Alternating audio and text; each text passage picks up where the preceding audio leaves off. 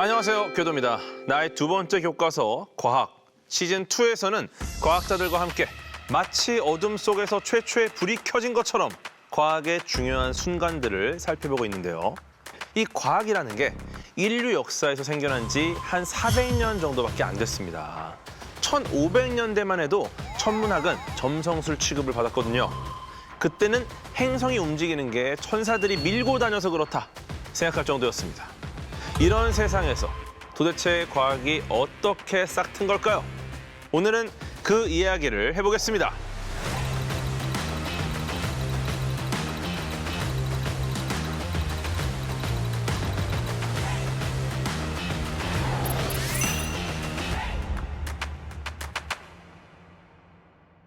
오늘의 첫 번째 주인공을 소개하기 전에 먼저 그림 하나를 보여드리겠습니다.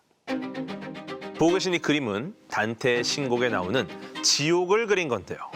여러분, 단테의 신곡 들어보셨죠? 13세기의 이탈리아 작가인 단테가 쓴 서사시인데요. 그중 첫 번째가 지옥편입니다. 그 당시 단테가 만든 지옥의 크기는 지식인들 사이에서 진지한 연구 주제였는데요. 1588년 이걸 계산해낸 사람이 있었습니다. 이 사람은 지옥편에 나오는 문장을 바탕으로 계산을 했는데요.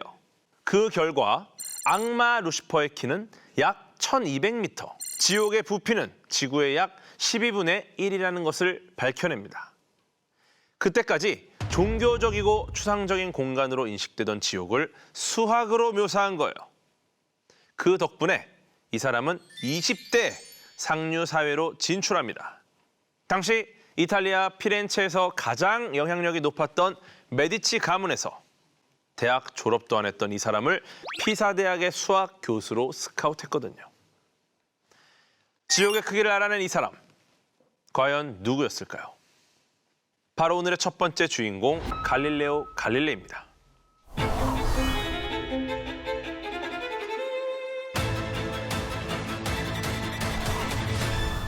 갈릴레오 갈릴레이, 그래도 지구는 돈다는 말로 유명한 사람이죠. 지구가 우주의 중심이라고 믿던 천동설 대신에 지구는 태양을 중심으로 도는 행성 중 하나일 뿐이라는 지동설을 주장한 분입니다. 그래서 가톨릭의 탄압을 받았다는 것까지도 우리가 잘 알고 있는 사실이죠. 그런데 사실 갈릴레오는 그래도 지구는 돈다는 말을 하지 않았을 거라는 게 역사학자들의 의견입니다. 이건 후대의 예술가들이 지어냈을 가능성이 높다고 해요. 또 피사의 사탑에서 무게가 다른 추 2개를 떨어뜨리는 실험을 했다는 것도 유명한데요. 이것도 본인이 한 적은 없다고 하죠. 이렇게 갈릴레오는 유명세만큼이나 가짜 뉴스나 좀 과장된 뉴스가 많았습니다. 그럼 갈릴레오에 대한 진짜 이야기는 무엇일까요?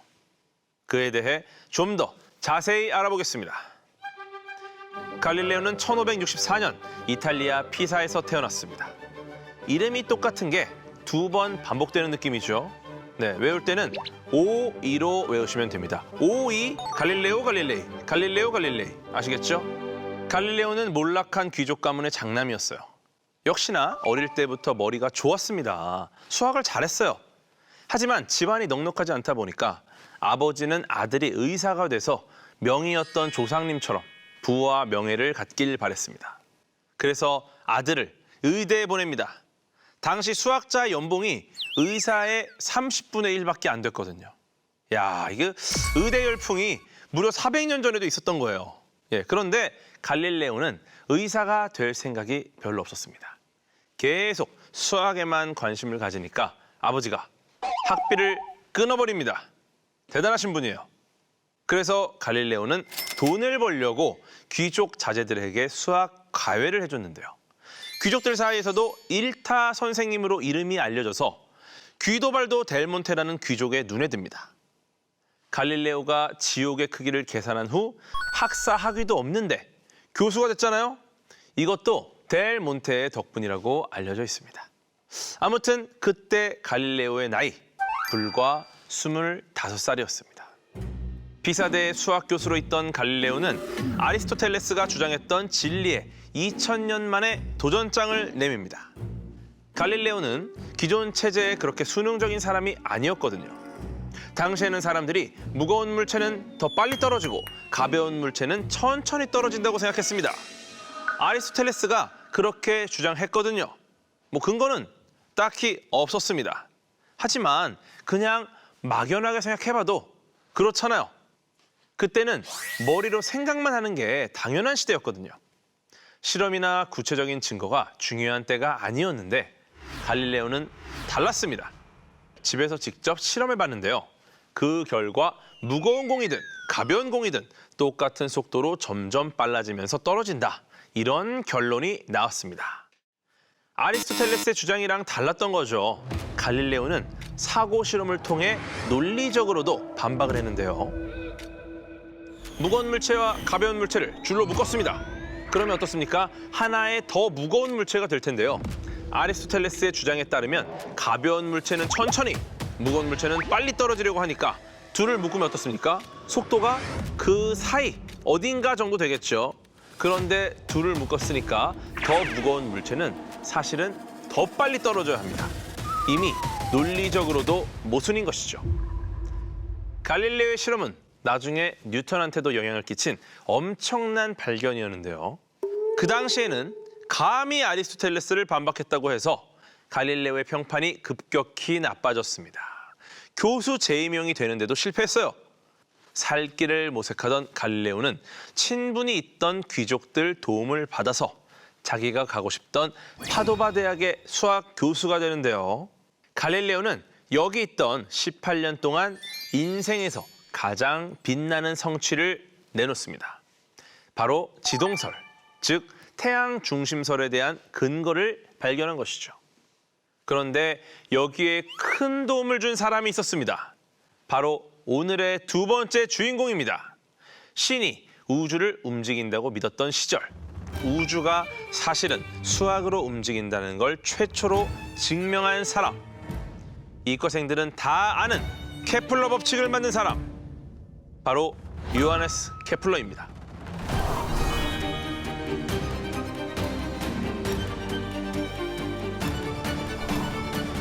케플러는 케플러의 세 가지 법칙으로 많이 알려져 있는데요. 자세한 건 조금 이따가 설명드릴 건데 현대 천문학의 기초가 되는 법칙이라고 생각하시면 됩니다. 제가 첫 편에서 소개해드렸던 칼 세이건, 벌써 잊어버리신 건 아니죠? 칼 세이건은 케플러 법칙에 대해 이렇게 평가했습니다.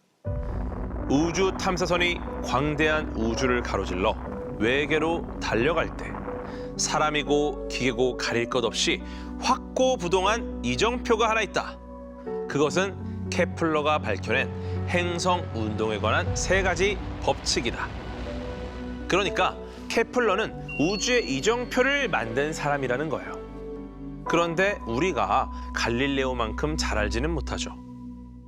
케플러는 1571년 독일에서 태어났습니다. 갈릴레오보다 7살 어려요. 동생입니다, 동생. 케플러는 찢어지게 가난한 집에서 자랐습니다. 가난한 데다 어릴 때 천연두를 앓으면서 시력이 굉장히 나빠졌고요. 손가락도 온전하지 못했습니다. 여러분, 시력이 나쁜 건 천문학을 하는데 굉장히 치명적인 단점입니다. 하늘을 관측하는데 지장이 있으니까요. 특히나 과거에는 직접 관측을 많이 했기 때문에 시력이 너무 중요했다는 거죠. 이렇게 병약하고 내성적인 케플러에게 위안이 됐던 건 두 가지였는데요. 하나는 우주였습니다. 케플러도 갈릴레오처럼 하늘에서 벌어지는 일에 관심이 많았어요. 다른 하나는 머리가 굉장히 좋다는 거였습니다. 그때까지만 해도 교회에서 가르치는 우주론은 그리스의 철학자인 프톨레마이오스가 제시한 거였습니다. 우주의 중심이 지구라는 천동설이었던 거죠. 천동설, 하늘이 돈다. 거의 1500년간 이어지던 그런 생각에 의문을 제기한 게 코페르니쿠스였습니다. 케플러는 신앙심이 깊었는데요. 신앙심과 별개로 코페르니쿠스의 생각에 동조했습니다. 너무나 혁명적이라 당시 지동설을 인정하는 과학자는 소수였는데 케플러도 그중 한 명이었던 거죠. 하지만 시력이 안 좋아서 관측을 하기 어려웠으니 수학적인 재능만으로 우주의 신비를 풀 수밖에 없었습니다. 당시엔 행성이 수성, 금성, 지구, 화성, 목성, 토성 이렇게 딱 6개만 알려져 있던 때였는데요. 케플러는 그 이유를 수학적으로 설명해냅니다. 정다면체 안에 정다면체가 들어있는 그야말로 판타지적인 세계관의 우주 모형을 발표하는데요. 지금 봤을 때는 말도 안 되는 가설이죠. 하지만 이 모형을 발표한 우주의 신비라는 책은 높은 평가를 받습니다. 25살에 평범한 수학 교사였던 그의 이름이 유럽 천문학계에 알려졌죠. 케플러가 제시한 우주 모형은 코페르니쿠스의 지동설을 옹호한 최초의 우주 모형이었거든요. 케플러는 행성이 궤도를 따라 움직이는 건 태양에서 나온 힘이 밀고 있기 때문이라고 주장했는데요. 이거 자체가 맞는 건 아니지만 최소한 신이나 천사가 행성을 움직이는 게 아니라는 점에서 큰 전환점이었죠. 케플러는 자신의 책 우주의 신비를 저명한 천문학자들에게 보냈는데요. 그중 한 명이 바로 갈릴레오였습니다. 머지않아 둘은 편지를 주고받는 사이로 발전합니다. 그 시기 갈릴레오는 지구가 태양 주변을 돈다는 사실을 확신했지만 이걸 발표했다가 곤란해질까 봐 망설이고 있었어요. 그래서 케플러에게 편지로 더 많은 사람들이 당신과 같은 태도를 가지게 될 때 발표할 생각이다 라고 보냈죠. 케플러는 여기에 응원과 지지의 답장을 보냈습니다. 신념을 갖고 앞으로 나아가십시오. 내 생각이 맞다면 유럽의 중요한 수학자들 가운데서 우리와 의견이 다른 이들은 거의 없을 겁니다. 진리의 힘은 그렇게 위대한 법이니까요. 케플러의 책 우주의 신비는 갈릴레오만 본 게 아니었어요. 역사상 가장 위대한 관측 천문학자 티코 브라헤도 봤습니다. 당시 신성 로마 제국의 황실 수학자였던 티코는 케플러의 천재성을 바로 알아봅니다. 얼마 후 케플러는 한 귀족의 도움을 받아서 프라하에서 티코를 만나게 되는데요.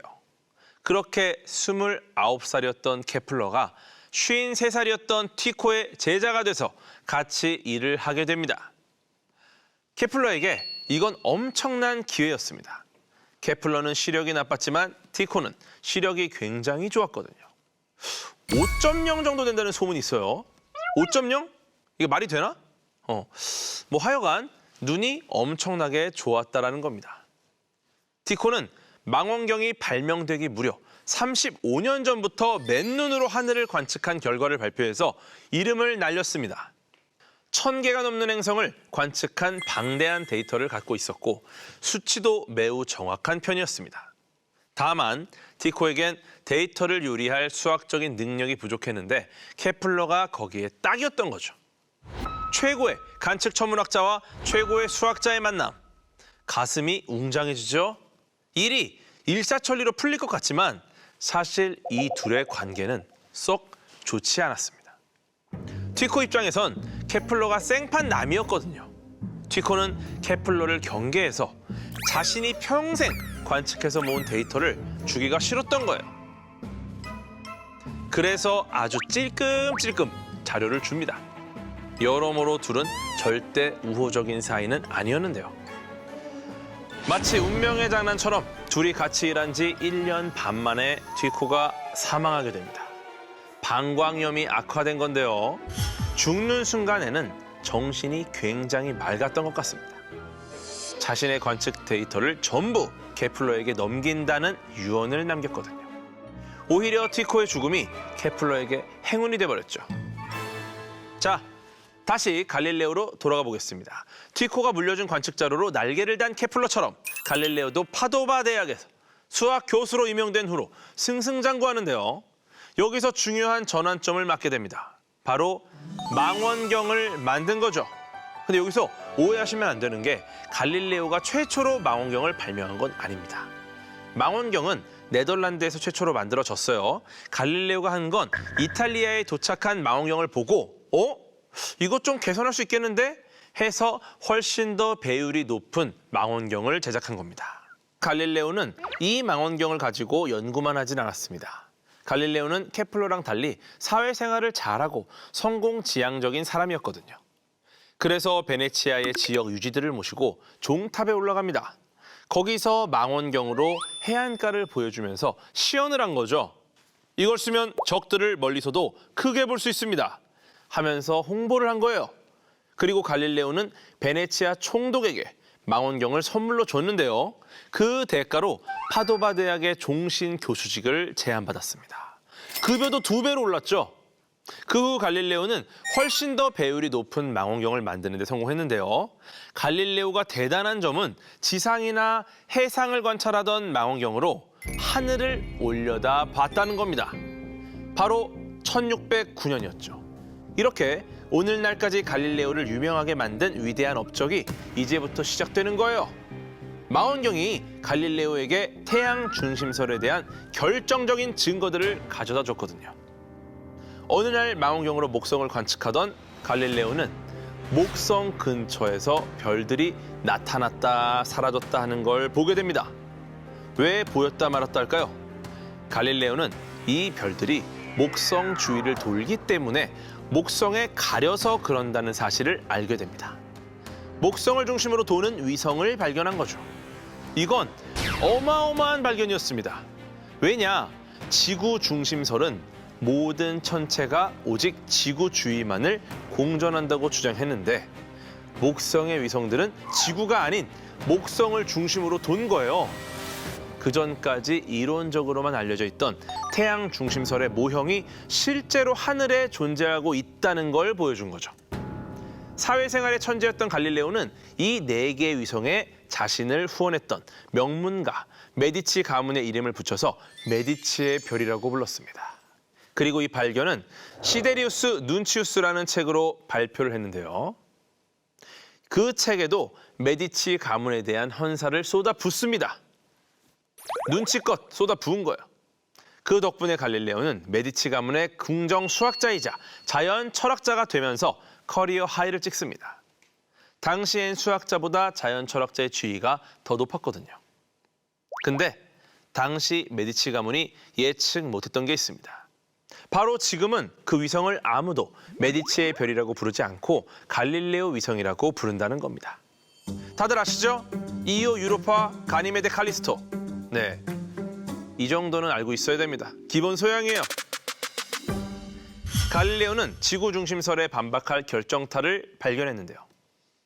금성의 위상 변화를 알아낸 겁니다. 위상 변화가 뭐냐면요.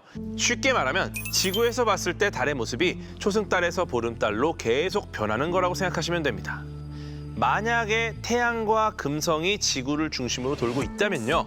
금성의 모습은 초승달이나 금음달 모양에서 반달이 채 안 되는 모양까지만 변화해야 합니다. 그런데 갈릴레오가 관측을 해봤더니 금성도 달처럼 초승달, 금음달, 반달, 보름달 모양까지 다양한 위상 변화를 보여준 거예요. 금성이 태양 주위를 돌면서 다양한 각도에서 빛을 반사하기 때문에 발생하는 일이었죠. 아리스토텔레스의 신봉자들은 망원경으로만 보이는 현상들은 망원경이 만들어낸 허상이다. 실제로는 존재하지 않는다라는 주장도 펼칩니다. 이때 갈릴레오에게 편지를 보내 격려를 해준 사람이 있었습니다. 바로 케플러입니다. 아무것도 모르는 사람들의 비난이나 조롱, 의구심을 뒤로 하고 그 천체들을 직접 관찰하고 연구함으로써 무지라는 유령을 멀리 쫓아버린 선생님께 마땅히 받아야 할 칭찬을 해드리고 싶습니다. 하지만 갈릴레오나 케플러는 소수파였습니다. 1616년 갈릴레오는 교황청의 심기를 거스른 죄로 교황청에 소환당해서 신문을 받습니다. 다행히 형벌을 받진 않았는데요. 더 이상 태양 중심설을 신봉하거나 옹호하지 말라고 경고를 받습니다. 이 내용은 공식 기록으로 남아서 나중에 크게 문제가 되죠. 한편 뒤코의 황실 수학자 자리를 물려받은 케플러는 어떻게 됐을까요? 이것저것 황실 비위도 맞춰야 하고 연구도 병행해야 하고 하다 보니까 케플러의 위대한 업적인 케플러 법칙이 탄생하는 데는 오랜 시간이 걸렸습니다. 티코가 남긴 관측 데이터로 케플러가 가장 열심히 했던 일은 화성 궤도를 계산하는 거였는데요. 코페르니쿠스의 말대로 화성이 태양을 중심으로 원 모양의 궤도를 돈다고 간주하고 계산했는데 8년이 걸려도 미묘한 오차가 있어서 계산이 맞아떨어지지가 않는 거예요. 고생하다가 마침내 1602년 케플러 제2법칙을 내놓습니다.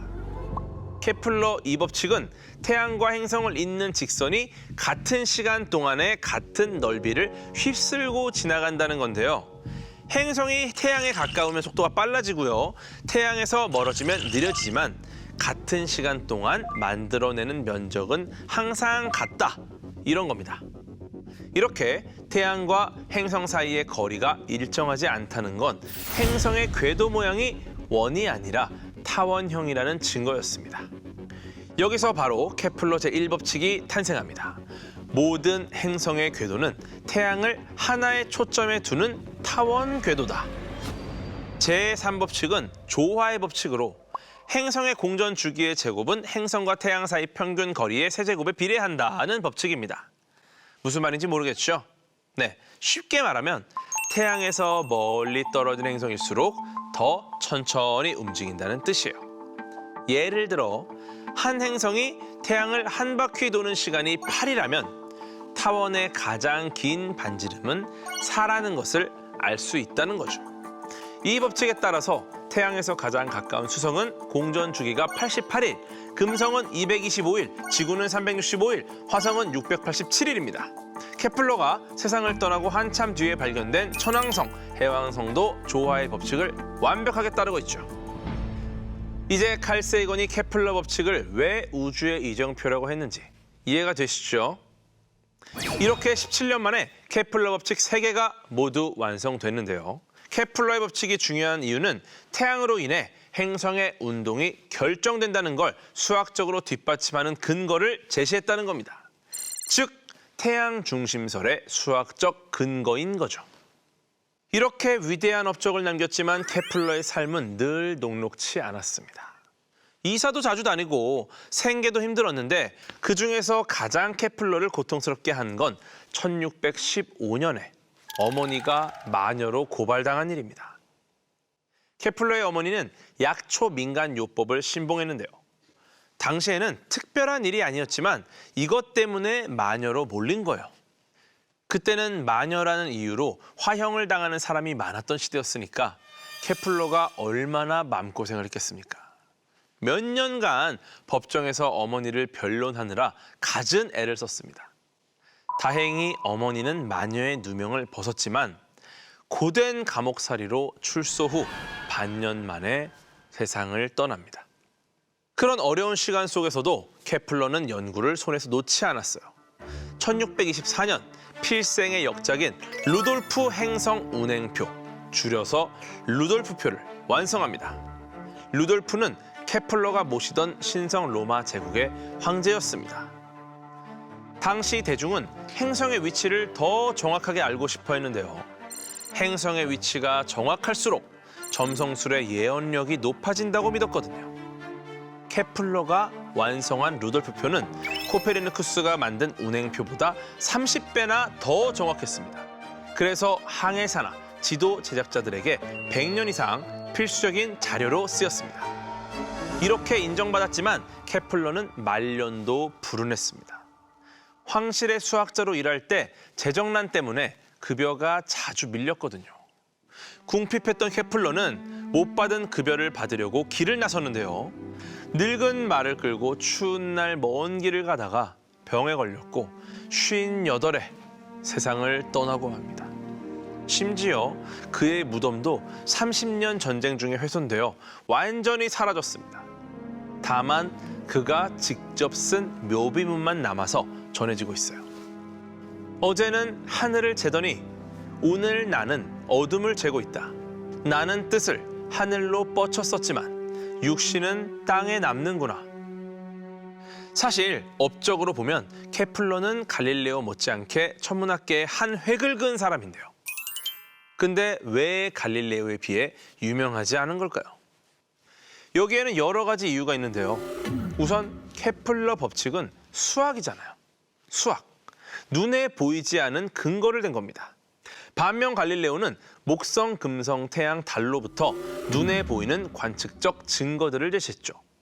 수학보다 사람들이 훨씬 이해하기 쉬우니까 더 많이 알려졌을 겁니다. 한편 교황청에 호출됐던 갈릴레오도 위기를 맞습니다. 교황청의 경고를 받고 10여 년간 조용히 지내던 갈릴레오가 다시 자신의 뜰을 펼치려고 나섰거든요. 당시의 바다의 밀물과 썰물 현상에 관심이 있었던 갈릴레오는 1632년에 이 내용을 다룬 대화라는 책을 출간합니다.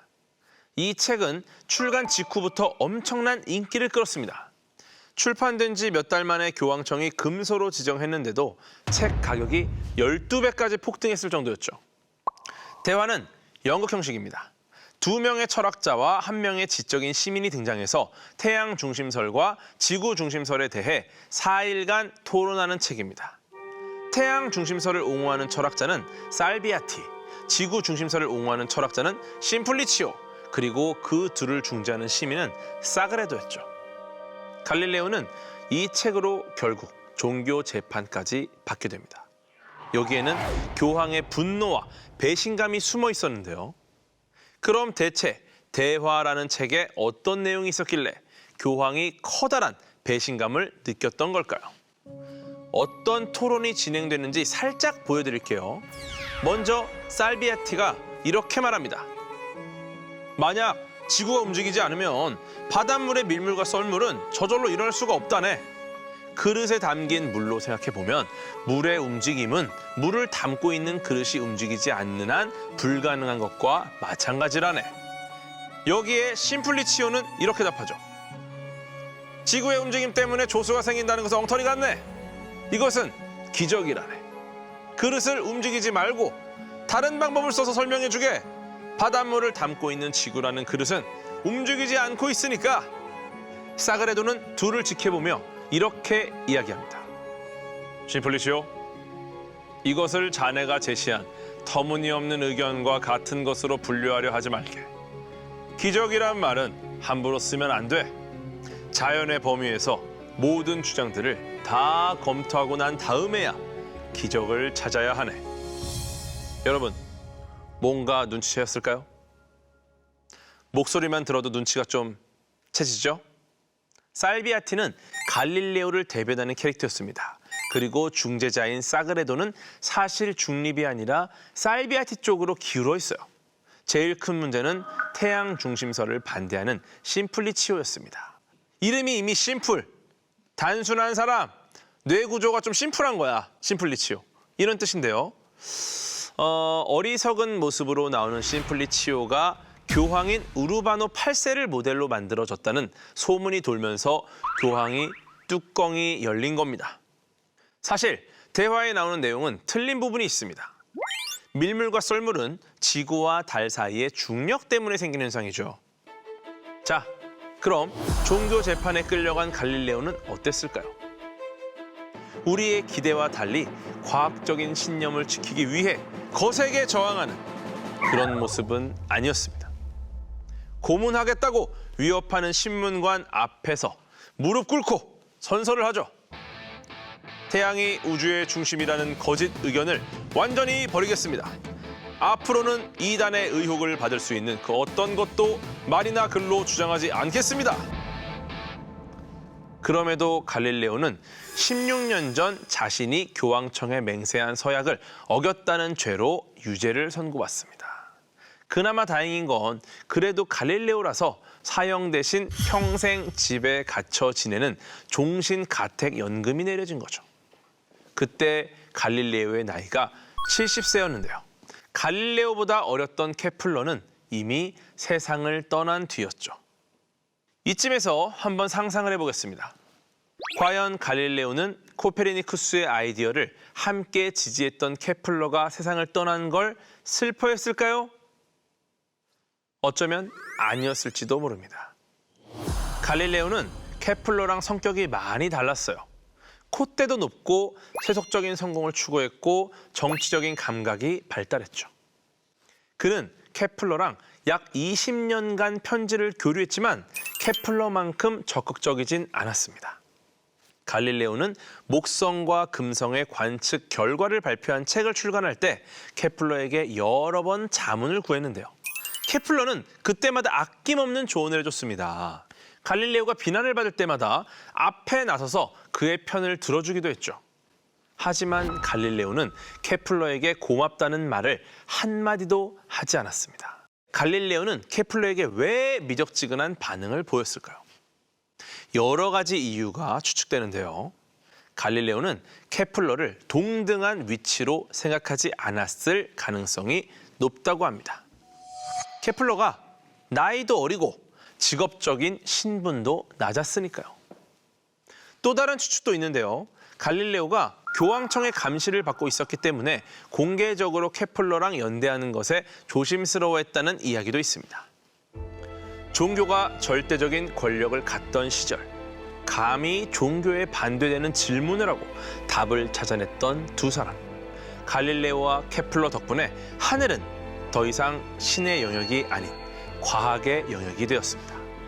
지금의 우리가 거대한 천체 망원경을 만들고 인공위성을 우주로 쏘아 올릴 수 있는 건 다 이 두 사람이 뿌린 씨앗 덕분이죠. 여러분 모두가 똑같은 것을 믿는다고 해서 그게 반드시 옳은 건 아닙니다. 인류의 진보는 언제나 의문과 질문에서 시작됐어요. 여러분도 질문하는 용기를 갖길 바라며 이번 시간은 400년 전에 우주 탐사를 꿈꿨던 케플러의 아름다운 질문으로 마무리하겠습니다. 우주 비행을 하게 돛이 달린 배를 내게 주시오. 만약 거기 누군가가 살고 있다면 과연 누가 살아야 할까요? 우주의 주인은 우리일까요? 아니면 그들일까요? 이 모든 게 정말 인간을 위해 만들어진 것일까요? 그럼 다음 시간엔 갈릴레오와 케플러가 쏘아올린 공으로 과학 역사상 가장 큰 홈런을 친 과학자 뉴턴과 그의 라이벌들의 이야기로 돌아오겠습니다. 지금까지 궤도였습니다.